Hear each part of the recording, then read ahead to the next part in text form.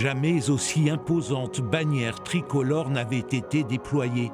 En ce 7 mai 1994, dans l'arsenal de Brest, le Charles de Gaulle se dévoile, orgueil national d'une France qui se pose déjà en chef de file d'une défense européenne.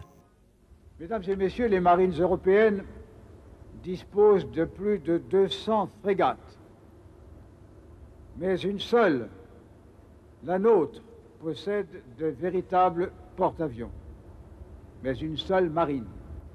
Préserver cet outil, assurer à la France sa place dans une future marine européenne.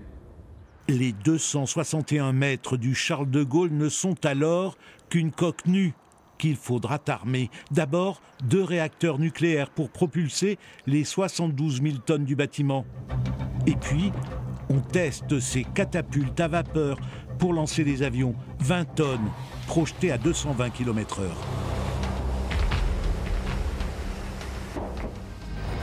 Au même moment, au large de Toulon, sur le Foch, vieux porte-avions conçu dans les années 50, les très acrobatiques essais du prototype du Rafale Marine en 2002, il viendra doter le Charles de Gaulle. L'avion de combat couronne un système d'armes du porte-avions entièrement français, garantie de son autonomie stratégique. La France aura investi 20 milliards d'euros dans cette base aérienne flottante que les contingences de maintenance ne rendent disponible à la mer qu'à 65%. Y aura-t-il un jour un deuxième porte-avions comme celui-ci et sera-t-il lui aussi nucléaire? Bien, je crois que le président de la République s'est exprimé sur ce sujet et il a été très clair. Oui, il faut un deuxième porte-avions. Il dit que c'est comme les gendarmes, ça marche toujours par deux, c'est cela. Oui, exactement. En décembre 2001, le Charles de Gaulle appareille pour sa première mission de combat.